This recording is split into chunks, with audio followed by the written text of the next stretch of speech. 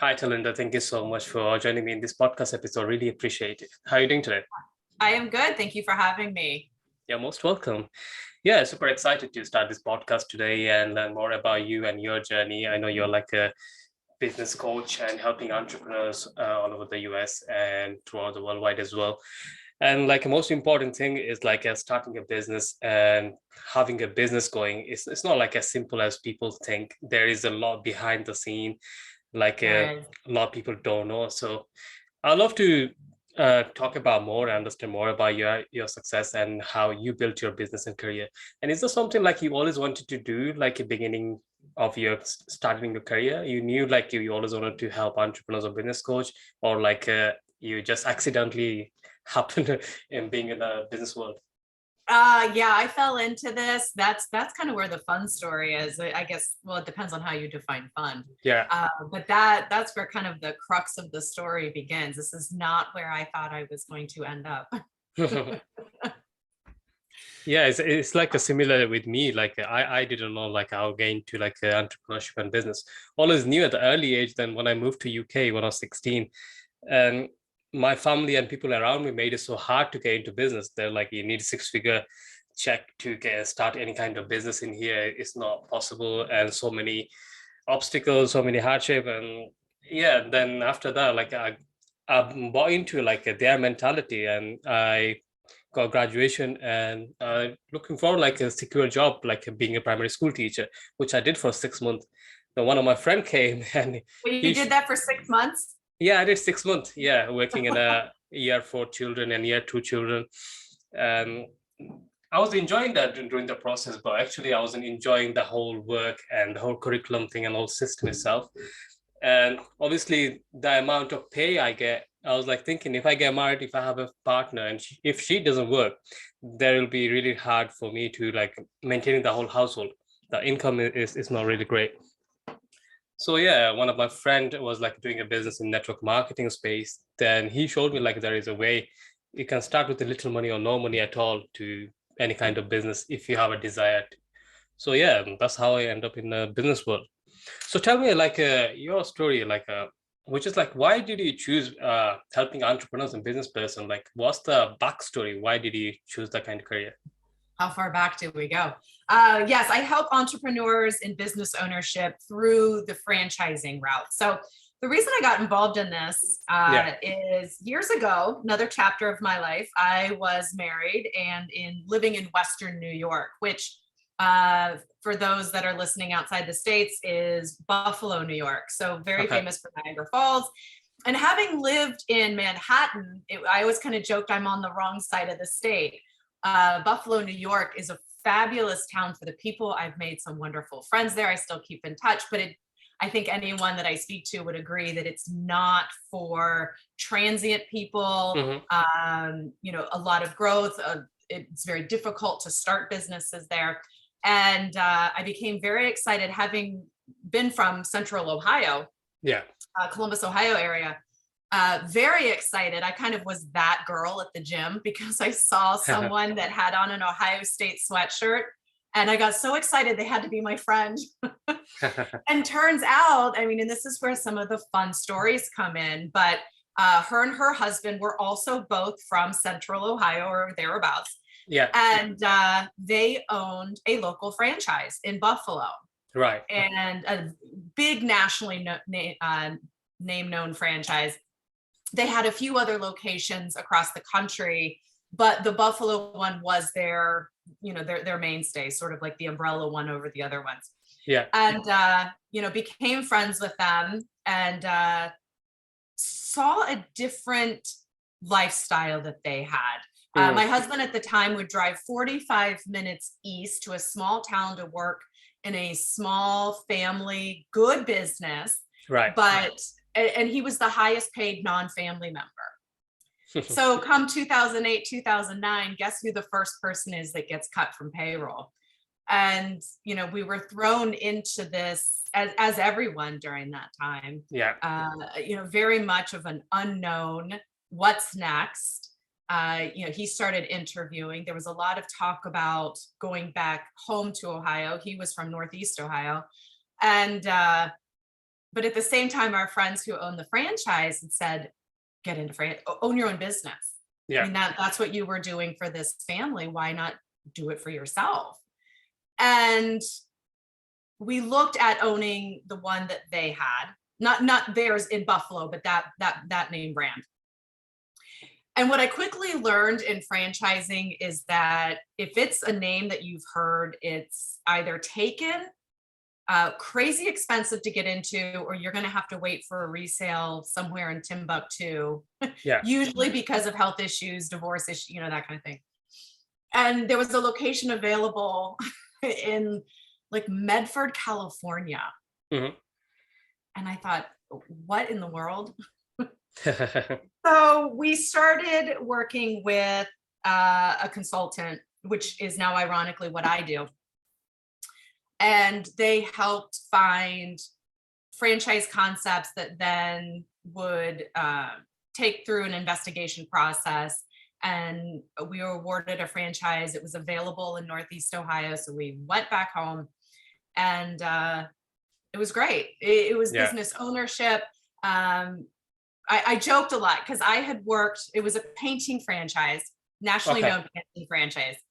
And I had ironically worked at corporate Sherwin-Williams in their grand openings department. So in the marketing department of that company. Yeah. And I had joked, I'm back in painting somehow. And so it's like a painting and decorating, right? So just to understand. So it was a painting franchise, and Sherwin-Williams is like a global brand for, oh my gosh, for residential paints, commercial paints. They do Navy contracts. Yeah, I mean, it's crazy. It's a huge company. And I remember joking with my husband at the time, and I always remember this, not only because of how true it was, but I think it kind of encapsulates the idea of franchising. If you pick up a paintbrush, we're going to lose money. Mm-hmm. And, they gave him excellent training, came in, and we had a new territory. Right. And during the first year or two of owning that new territory, another territory within Northeast Ohio became available. It was a resale. Okay. Which gets into a whole nother thing. But so we purchased the resale. We had a huge territory now in Northeast Ohio, and life was good for about 4 years, I would say. Right. And then my life fell apart, and I'm an open book about it. We can certainly get into it, but to stay on topic to your question, Sure. During my life falling apart, and basically the cover coming off the truth here, I got involved in another side of franchising, where I worked with a development firm out of North Carolina, and there was it's called an FSO, franchise sales organization. Right. And they look for brands to take on, to build, and then market as a franchise system across the country. And I was representing one of their new brands. And then from there, I was contacted to come now to the consultant side, which brings it full circle that I now am helping people, like the person that was helping us take a look at franchise systems when we were first looking at it. So, I enjoy this job because I can come from the perspective of my clients and really help them understand some of the fears. And even if they should be doing this isn't for everybody. Franchising definitely, or business ownership in general, is not for everyone. And understanding some of those concerns, the questions, I'm trying to add more of a slight life coach approach, so that, decisions are made emotionally, but people back it up with data or facts. Yeah. And so I'm trying to help, the full roundness of those decisions that people are making, because these are big decisions, getting married, having children, starting a business. These are all big turning points in people's lives. Yeah, great. So when did you actually start working with entrepreneurs and business owners? Is it recently, or like a quite long time? Back in 2014. Okay. Yeah, that would be when I started with the franchise sales organization out of Raleigh. Right. Okay. Yeah. Yeah. So What actually happened with your franchises during the time before you incorporated your consulting firm? Oh, so what happened with our franchise? Yeah. Yes. Okay. So here's where the fun story comes in. And I'm going to use the word fun now because it's long past, but I think this is the big learning lesson. And this is where I can speak to people about fears Sure. about franchising. So through a process of taking on the resale and building the business, there was a lot uncovered, unfortunately, about my spouse at the time. The way that he was handling business decisions Yeah. and clients, and it was a $4 million business that went to $300,000 in 4 years. Wow. And to speak to the strength of the franchisor, they did everything they could do to help. Right. And the district manager was fabulous. I still keep in contact with him. Mm-hmm. But did everything they could to come in and support and help and guide, and any reports and information and anything that the franchisor could do to help get the business back, and where some of the key points are that need to be tweaked, and what needs to be revamped, and in taking a look at everything. They got me involved for some of the fun information on the story. I basically got an SOS call one day saying, we don't know what's happening. And, for a while, some of us were legitimately concerned as to, what was going on with him. And eventually they had to take the franchise away from him. It had gotten to a point where either someone came in with a ton of money, or, it wasn't going to get out of the hole that it was in. And so I speak to that with people because I think there's this idea in franchising that people think I make one wrong move or I make one small bad decision and the franchisor is going to just take it away from me. Mm-hmm. And they're really not. They do everything they can. I mean, it was a good year and a half of efforts and trying and support systems that, had we owned our own business, we never would have received. I mean, you're kind of out on an island on your own. And so, and I know there's pros and cons to everything. I know, some clients get uncomfortable feeling like they won't have any decisions and that everything is decided for them. And that's where I try to work with them in the beginning, that it may not be for you. But, franchising can definitely be a way to get into business ownership without having to make some of those crucial initial decisions launching a business off the ground. Yeah. So how hard was it, like running it at the beginning, the franchise? I think the system in place, obviously, the franchisor, they always give you the manual, like instruction and training, like how to operate it better. But still, there is a lot of things to learn, like as a business owner, as an entrepreneur. Like how hard it was for you and your partner, like starting, and is there any lesson to be learned, like a certain thing you guys did, like it didn't pan out like how you wanted? The initial training from the franchisor, everything they did was top notch. And, those are some of the things to look for that, during my coaching and guiding with clients, talk to the people on the front lines, the people that are owning the businesses. They will give you a true perspective. Now, with that, there's the grain of salt that you could talk to some McDonald's franchisees, and there's going to be a few of them that aren't going to be happy. Yeah. I remember talking with a bunch of, there was a convention in town once, and we were at this fancy restaurant and what have you, and there was a couple people up at the bar, and they were buying $300 bottle of wine, and a few more were ordered, and they were griping about the franchisor. And, this is a nationally known franchise system that anyone across the world would know. And here they are, I think they each owned minimum 20 units. And they were complaining.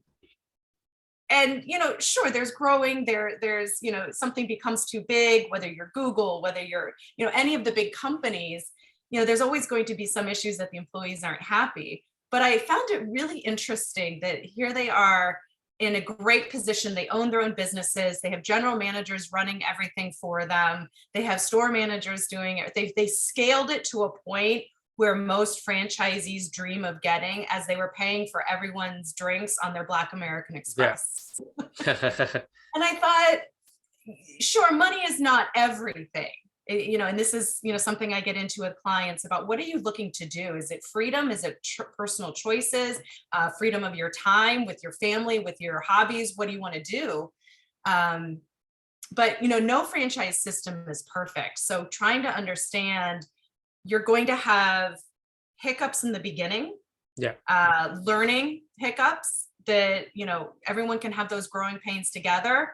You can have the middle ground, or you can have, the type of system or company or business that's been around forever. And you're not going to agree with everything they're doing, but all in all is, 80-20. Is it doing for you the most? Do you still believe in the system? Is it still providing you the goals that you want? Yeah. So right now, you're consulting with other business owners and entrepreneurs. So what is what type of specific thing are you helping with them? Like, is a mindset, or is it like a business strategy? What aspect of the business are you helping them right now? What I do is I'm really catching them at the point of, do they want to own a business, and do they have the right perspective of what it means? Right. Sometimes you'll catch people at a frustration week or month, and they truly have this idea the grass is greener on the other side. And sometimes it can be. I mean, grass grows where you water it, but business ownership can have a lot of positives, but you have to be ready to go over the hurdles to get there. Working for a company has a lot of positives, but there's a lot of hurdles to stay there. Yeah. And understanding the difference. So I'm helping coach people through an idea of a perspective. What do they perceive is going to happen? Because if they have the idea of business ownership or franchising up on a pedestal, then at some point it's going to get knocked down. At some point, there's going to be a disappointment. So I like to have a real conversation. And I know sometimes some people perceive that as being negative, and I don't intend to be negative, but let's deal with some of the real issues, why you want this, what you're looking to do, what are you looking to solve? Are you wanting to stay where you're currently at and build something semi-absentee? And okay, what's that going to take? That's going to take more funds, more financial, more cash, more employees. Or are you going to want to leave where you're at and transition over and be the owner operator? So then what sort of skills do you have? How is that going to work in your everyday life? How is this going to look? So, their perspective on franchising, their perspective on business ownership, coaching them, and having some real perspectives on things. Yeah. I don't know. Did that answer the question? Yeah, that explained a lot, honestly. So in terms of those people who comes to for your help as a business owners, do they have the kind of clarity what they're actually looking for, or you have to dig down to find out what's the struggle there is, or why they can't grow where they want to be? It depends. It can be all of that and anywhere in between. Yeah. It really, some people maybe had kind of looked at business ownership through franchising 2 years ago and the timing was off. And now they're ready. They kind of understood, what it was, and they marinated on it for a little while, and now they're ready. Some people come in gung ho. I only want food. And I have to talk to them. Okay, why do you want this? Because if you know why and you understand some of the realities, then that's okay. But if you have a perception that food is the most awesome thing ever and I'm going to make $10 million a year, well, let's step back a few paces plus another few and let's really understand this. So people will come to me at all different phases in their journey with this. And I have to be able to coach them, talk to them throughout that journey and get them to the point to understand, are you ready to do this? Right. Sometimes, and I do this, you might hear my dog bark here in a moment. I do this where I make a joke about it. in the sense that I feel like if we can take something big, like a big decision, or a big element that you're doing in your life, and inject a little humor in it, it lightens the mindset, it lightens the thinking, it gets people to relax a little bit. Because if you're always talking about what's your goals, how much money, what do you want to invest, it can get a little overwhelming. Yeah. So I tell everybody, pretend it's dating. Sometimes it's all about timing or finding the right person or finding the right business, and no one's getting married. We're just dating. We're not meeting the parents yet. No. And You I just have find out found, yeah. Just find out like if it makes sense for you to get into that right, kind of relationship, right? Same with the business. right. Are you even ready to date yet? Yeah. Are you on Tinder, or do you want to get serious and go on Match.com or whatever all these are? And so, yeah, I mean, figuring all that out. And then if you do want to get married, do they want to marry you? And do you want to accept a proposal? So being awarded a franchise and getting franchise married and signing the documents and a prenup and going through all of this. And then, well, and then you have the meet the team day, which I call meet the parents. I mean, does everybody understand each other, and getting that understanding that, okay, this is how corporate runs things, and do I agree with them and break bread with them and understand that we're all, for the most part, on, you know, the same idea here of the growth and where we want this to go, and do I feel supported by these people? And then once you get franchise married, you can have franchise kids. Yeah. You know, do you want one child? Do you want 10 children? And how's that going to look, and the expense to get to 10 children and all this stuff? And then I also make the joke, and you know, having your son, one child, you're more nervous. You may not know what you're doing as much. You're looking at the manuals. You buy the high chair, you buy the crib, you buy the car seat. And I don't think we have time for me to list everything that, you know, Babies R Us or whoever tells us we need. But you have that for the first kid, you make that investment. But now the second kid, third kid, you already have all of it. So Yeah, now makes you it can easier. scale quicker. Yep. Yeah. So see, it's just more relaxed. Yeah. Also, you know how to carry the baby and everything. I struggled Right? at the beginning. You need a baby, Bjorn. I know. I was so nervous to carrying him, and also like he was in a NICU, so he had like a loss of syringes and everything on him, like all of them, wiring and everything. So it was really hard. So yeah, coming back to your point. Yeah. So yeah, coming back to your point, which is like another thing I love to ask: what kind of like a pros and cons have like having a franchise compared to like if someone wants to start a business, probably start from a scratch, let's say a startup, and is it like a good thing to get into like a franchise, or is it not too risky, or do you think like there is more simplest way? What would you recommend if someone comes to you? Yeah.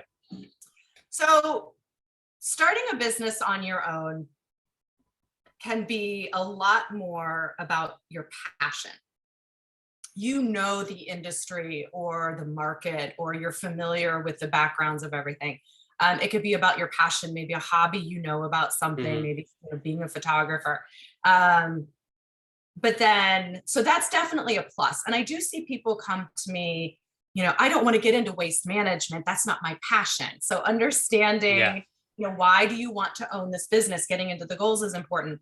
So starting something up on your own, and I've done photography as a side, so that's the reason I use that example. You know, understanding, how am I going to start doing sales? How do I price point my product or my service? Where am I going to start marketing this? Who else is my competition, and how am I going to stand out from them? Do I hire a marketing consultant, a website consultant, building that website, making the decisions on the logo and the colors, and, you know, then the equipment, the investment in the equipment. You know, there's a lot that goes into it, and there's definitely an empowering feeling that I get to make all these decisions. And being the type A person I am, that's awesome. Also pretty scary. It can start to envelop you, and, you know, you can get support. You know, I'm a volunteer at SCORE. We have that here in the United States through the SBA. There's SCORE programs. And there's just so much empowerment to doing all of this on your own. No one's going to tell you it has to be or look a certain way. Yeah. But you have to understand how are you going to deal with your clients? How are you going to do the end product? What if someone isn't happy? And there's a lot that goes on your shoulders about it. Yeah. Whereas with franchising, the processes, procedures are all in place. So from that standpoint, I don't want to use the term plug and play because that makes it sound super easy, but there's a lot that's already been foundationally set. And those crucial initial decisions on getting a business launched and off the ground and get it pedaling, get it going, getting that bike going up that hill, it's done. And if you're choosing the right franchise system, and this is why there's the investigation and the validation, they will show you real estate, marketing. They've already thought through this. How are they going to bring customers to your business? And so, listening to them, following that, there can be a sense of ease and security in kind of feeling, you're on the high wire, but you have a net under you. And, there's a saying in franchising, you're in business for yourself, but not by yourself. And I get the argument a lot about royalties and the fees. Yes, some people will view those as a con and some people view them as a pro. You're going to have to pay fees and do stuff, whether you're hiring an IT team, whether you're hiring a marketing team over here doing your, startup on your own, or whether you're going to hire a franchise system to be your support team and your consultant and what have you. So it kind of depends on where you want to put those funds and how determined you are and what you deem or perceive to be important. Yeah. So I think that kind of dives into some of the initial pros and cons. I have noticed it's easier to get funding for a franchise system for a business that's already, set in place because they look to the franchisor. So that is easier. I tried to get funding for the photography business and it's not as easy. Yeah. Because even having taken courses and done all the lighting courses and the photography and the dark room, they're still skeptical. Yeah, because it's a startup. There is no past figure they can look at. That's the biggest thing. Yeah. The irony of the banking world: when you don't need the money, they want to give you all the money in the world. When you need it, they won't give it to you. And it's not only the bank though. It could be like a friends and family. You can look at when you're struggling, is all door is closing. And when you have all abundance for you, you have $100,000, $200,000 in your bank, that time everyone else around you, they're wealthy in the same time, so you don't really actually need the help. And it's often time happens. That's why people get broke. They go on the street because all of the doors is shut down on their face. So it's just another lesson. So those who's listening to our podcast, we come into an end. So if anyone wants to start a franchises and need help and consultation from you, what's the best ways to reach out to you? The best way is my website. It's thefranchiseeducator.com. Okay. Do you have any social media platforms? I do. Facebook, Instagram, Twitter. I'm trying to get better at that. I do have to ask my high schoolers. TikTok. Apparently I've been told I need to do more TikTok videos. And so I have a consultant for that. It's a 15-year-old and 17-year-old. Yeah, great. Not a 10-year-old too much yet. But yeah, everything's on the website. There's my 800 number, my email, but it's thefranchiseeducator.com. Yeah, thank you so much. So Telanda, thank you so much for taking the time today and sharing your valuable lesson with our audience. I really appreciate that. So I wish you best of, you're most welcome. So I wish you best of luck with your career and your business and your personal life also. And you have a wonderful year. Yes, you too. Thank you so much. Thank you. So that's a wrap, guys. Thank you so much for listening to this episode. So if you want to work with Telanda, go check out our website and find her on a social media platform. You can follow her, also connect with her as well. So till then, stay safe, stay healthy. I'll talk to you in the next episode. Thank you.